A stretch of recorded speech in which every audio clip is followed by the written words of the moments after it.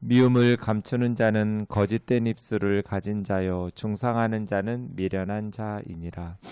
말이 많으면 허물을 면하기 어려우나 그 입술을 제어하는 자는 지혜가 있느니라. 의인의 혀는 수는 같거니와 악인의 마음은 가치가 적으니라. 의인의 입술은 여러 사람을 교육하나 미련한 자는 지식이 없어 죽느니라. 여호와께서 주시는 복은 사람을 부하게 하고 근심을 겸하여 주지 아니하시느니라. 미련한 자는 행악으로 낙을 삼는 것 같이 명철한 자는 지혜로 낙을 삼느니라. 악인에게는 그의 두려워하는 것이 임하거니와 의인은 그 원하는 것이 이루어지느니라. 회오리 바람이 지나가면 악인은 없어져도 의인은 영원한 기초 같으니라. 게으른 자는 그 부리는 사람에게 마치 이의 식초 같고 눈의 연기 같으니라. 여호와를 경외하면 장수하느니라. 그러나 악인의 수명은 짧아지느니라. 의인의 소망은 즐거움을 이루어도 악인의 소망은 끊어지느니라. 여호와의 도가 정직한 자에게는 산성이요 행악하는 자에게는 멸망이니라. 의인은 영영이 이동되지 아니하여도 악인은 땅에 거하지 못하게 되느니라. 의인의 입은 지혜를 내어도 패역한 년은 배임을 당할 것이니라. 같이요 의인의 입술은 기쁘게 할 것을 알거늘 악인의 입은 패역을 말하느니라. 아멘. 잠언은 10장 1절부터 솔로몬의 잠언이라는 말씀이 다시 시작되면서 22장 16절까지 솔로몬의 잠언 전집 1번이 시작됩니다. 375개의 잠언으로 이루어져 있습니다. 22장 17절부터 지혜자의 잠언이 나온 후에 다시 25장 1절에는 솔로몬의 잠언이 두 번째로 나오는데 히스기야의 신하들의 편집이라는 설명이 붙어있는 잠언이 나옵니다. 이 부분은 개별 잠언이어서 그냥 구조 분석하기는 좀 어렵습니다. 10장은 크게 두 가지 내용들이 주로 많이 나오는데 하나는 재물에 대한 이야기, 하나는 말, 언어에 대한 이야기입니다.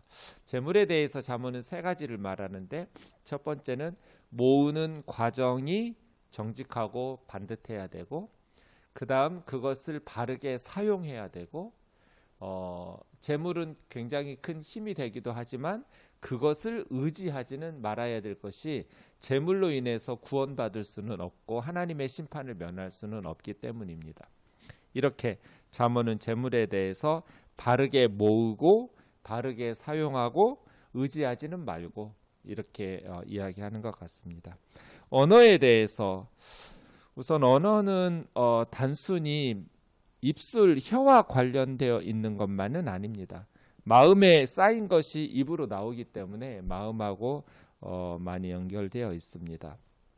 절제해야 되는 것에 대해서 이야기하고 또 언어가 정말 수능과 같이 점검과 같이 값진 말이 있고 쓰레기와 같이 악취가 나는 말이 있다고 경고하고 있습니다. 그래서 언어가 자신과 다른 사람의 생명의 양식이 되기도 하고 자신과 다른 사람을 멸망으로 이끄는 독이 품고 있기도 하다고 이야기합니다. 18절 보겠습니다. 미움을 감추는 자는 거짓된 입술을 가진 자요. 겉으로는 굉장히 친절하고 사랑하는 것처럼 이렇게 거짓된 입술을 가지고 있죠. 그런데 마음속으로는 미움을 숨기고 있는 이런 게 가능하다는 거예요. 그래서 겉으로는 아무렇지도 않은 척하지만 속으로는 미움을 감추는 거짓된 입술. 하나님 이제 위선이죠. 외식하는 건데요. 하나님께서는 미움을 품으면서 입술로는 사랑하는 척 거짓된 입술을 가지고 위선적으로 사는 것을 하나님은 싫어하시니까 악한 것입니다. 중상모략하는 자는 미련한 자이니라. 그러니까 말을 통해서 서로 이렇게 분쟁, 다툼, 분열을 일으키는 것이죠. 네. 중상모략 결국은 자신과 공동체를 무너뜨리는 어리석은 대표적인 언어이죠. 교회가 무너지는 것, 또 친구들 사이나 어떤 공동체가 무너지는 것 중에 원인 중에 하나가 중상모략입니다. 그래서 19절 말이 많으면 허물을 면하기 어려우나 언어를 절제할 수 있는 능력이 있는가? 아무래도 말을 많이 하다 보면 실수가 많아질 수밖에 없잖아요. 말이 많으면 허물을 면하기 어렵다. 입술을 제어하는 자가 지혜가 있느니라. 그러니까 잘 달리기만 하면 안 되는 거죠. 제어할 수 있는 브레이크가 있어야만 안전하게 차가 달릴 수 있는 것과 같습니다. 의인의 혀는 순은 같거니와 용광로에서 불순물을 제거한 최고의 은이 되겠죠. 순은. 그러니까 의인의 혀는 의인인 거예요. 마음에 있는 것들이 혀로 나오니까 마음속에 의를 쌓은 사람들, 그의 혀에서는 순은과 같이 값진 것이 나오지만 악인의 마음은 가치가 적으니라. 가치가 적은 건 쓰레기죠. 그러니까 마음에 있는 것들이 입술로 나오기에 우리 입술에서 순은과 같이 보석이 나올 수도 있고 가치가 적은 쓰레기가 나올 수도 있거든요. 우리 마음속에 보석이 쌓여 있으면 우리 입술로 보석이 나올 것이고 우리 마음속에 쓰레기가 쌓여 있으면 우리 입술에서 쓰레기가 나오겠죠. 나의 언어는 보석인가 아니면 쓰레기인가? 의인의 입술은 여러 사람을 교육한다라는 라라는 말은 풀을 뜯기다거든요. 그러니까 양떼들에게 영양가 높은 푸른 풀밭으로 인도해서 먹이는 사실은 정신적인 영적인 양식을 입술을 통해서 먹이죠. 우리 자녀들에게 제자들에게 또 이웃들에게 의로운 사람의 입술은 생명의 양식을 먹이는 거예요. 풀을 뜯게 하듯. 미련한 사람은 지식이 없으므로 죽느니라. 생각이 없으니까 지식의 가치를 모르니까 하나님을 경외하고 말씀을 사랑하고 하나님의 은혜를 힘입는 것이 무엇인지 그 가치를 모르기 때문에 영적으로 굶어 죽는 거죠. 그래서 지혜로운 의인의 입술은 많은 사람을 진리와 생명으로 인도해서 풀을 뜯겨 먹이게 하지만 미련하고 어리석은 사람은 지식이 없기 때문에 굶어 죽는 거예요. 여호와께서 주시는 복은 사람을 부하게 하고 하나님을 의지하고 하나님 말씀대로 정직하게 살다 보니까 재물이 쌓이는 거죠. 네. 그래서 하나님께서 주시는 복은 근심을 겸하여 주지 않으시니 그러니까 하나님께서 재물을 주시는 것은 불안하고 걱정하고 이런 근심을 섞어서 주시지는 않는 거예요. 그래서 우리 교회에 노순복 권사님 계시는데 하나님 주시는 재물은 순복이에요.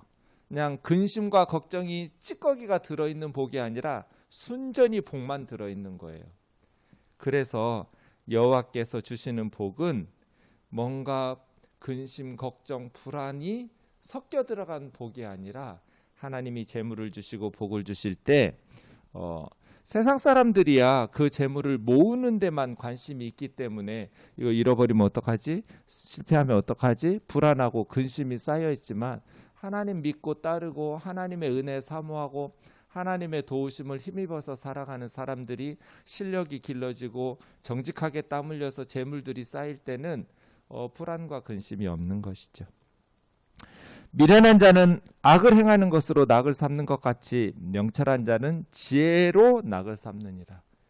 그러니까 인생은 즐거움을 추구하잖아요. 그런데 어리석은 사람은 악을 행하면서 희열을 느껴요. 그런데 지혜로운 사람은 지혜를 행하면서 낙을 삼아요. 그러니까 하나님 말씀 순종하고 하나님께 예배하고 하나님 기쁘시게 하고 이게 그 사람의 존재 이유이고 삶의 기쁨이에요. 나는 무엇을 기쁨으로 삼는가? 나는 오늘 하루 우리가 살아갈 텐데 무엇을 기쁘게 여기면서 살아가는가? 악을 행하는 미련한 자와 지혜로 낙을 삼는 명철한 자는 즐거워하는 내용이 다르는 것이죠. 24절이요. 악인에게는 그의 두려워하는 것이 임하거니와. 악인들은 그냥 분수에 넘치는 것들을 원하거든요. 정직하게 말씀에 순종해서 하나님께서 주시는 복을 사모하지 않아요. 그래서 하나님의 심판이 임하고 두려워하는 것이 임하지만 의인은 원하는 것이 이루어지느니라. 하나님의 의에서 이루어지게 되는 것이죠. 회오리 바람, 수파라고 하는데요. 하나님의 심판, 폭풍 같은 것이죠. 수파, 태풍이 불었어요. 하나님의 시험과 시련, 하나님의 심판을 의미하는데요. 그러한 회오리 바람의 폭풍이 지나가고 나면 악인은 흔적도 없이 사라져버리고 의인은 영원한 기초같이 흔들림 없이 남아있는 거예요. 그래서 하나님의 심판의 폭풍이 임할 때 악인은 쭉정이니까 날아가 버릴 것이고 의인은 알곡과 같아서 견고하게 서 있기 때문에 하나님 지켜주시는 거죠. 그래서 영원한 기초같이 흔들림 없이 서 있게 된다. 게으른 사람은 고용한 사람에게 이의 식초 같고 눈의 연기 같다. 고통만 주고 도움은 되지 않는 사람, 게으른 사람. 예. 그래서 서양 속담에 게으름은 모든 악의 근원이다 그래요. 게으른 사람을 고칠 수 있는 방법은 없어요. 그 게으름을 고치기 전까지는. 아무리 옆에서 도와주고 싶어도 방법이 없어요.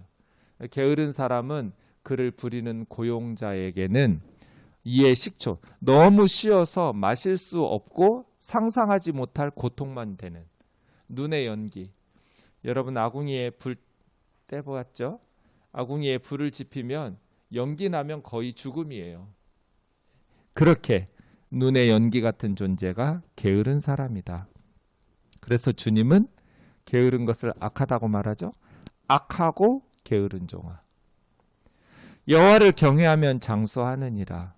하나님 의지하니까 마음이 편해요. 그리고 말씀대로 성실하게 땀 흘려 살아가니까 장수하죠.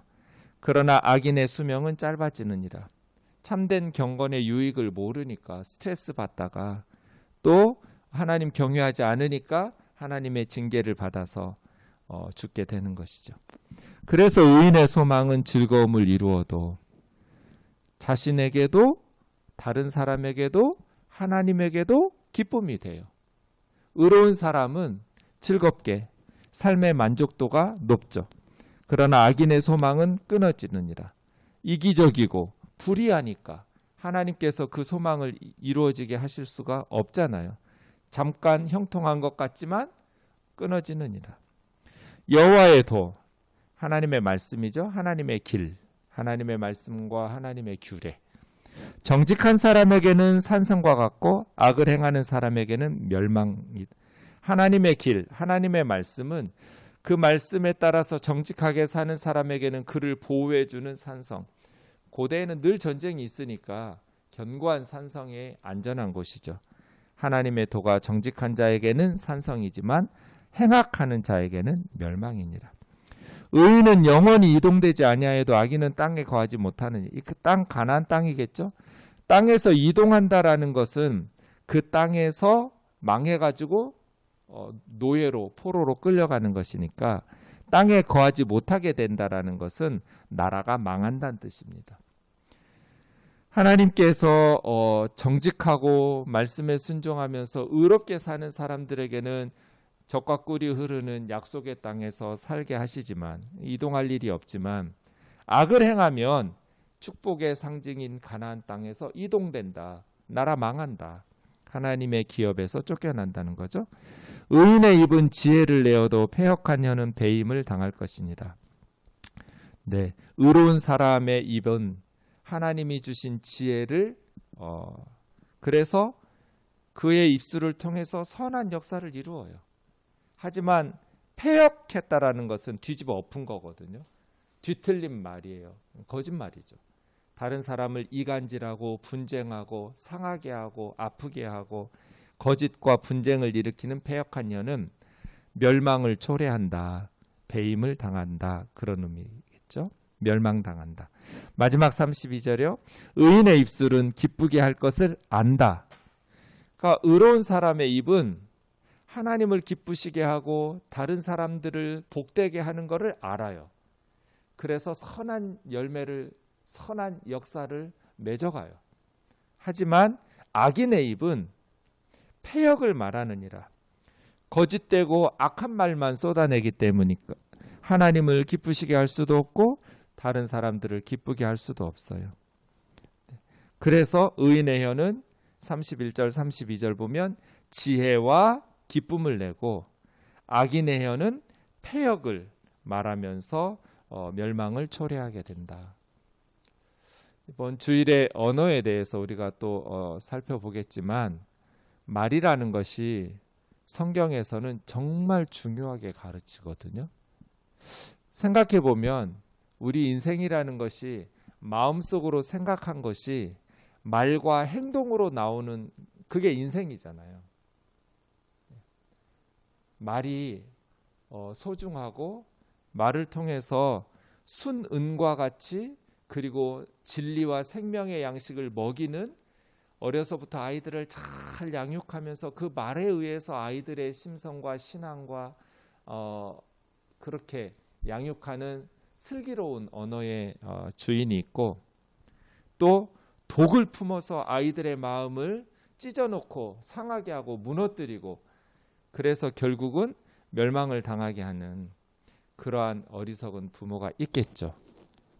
우리의 언어가 하나님을 기쁘시게 하는 지혜로운, 정직한, 의로운 그러한 언어인지 아니면 하나님과 사람들을 고통스럽게 하고 자신도 멸망으로 이끄는 어리석은 언어의 주인인지 오늘 하루 기도하면서 살아가야겠습니다. 기도하겠습니다. 사랑하는 하나님 아버지, 말씀을 늘 배우지만 지혜로운 언어의 주인이 되는 것은 참 힘든 것 같습니다. 늘 말을 뱉어놓고 후회할 때가 많습니다. 말이 나갔으면 나가지 않았을 때보다 더 선한 역사를 이루어야 되는데 그 말은 하지 말걸 하는 후회가 우리에게 늘 있습니다. 우리 입술에 파수꾼을 세워주셔서 하나님과 사람들에게 기쁨과 지혜와 유익한 언어의 슬기로운 주인이 될 수 있도록 인도하여 주옵소서. 예수님의 거룩하신 이름으로 기도하옵나이다. 아멘.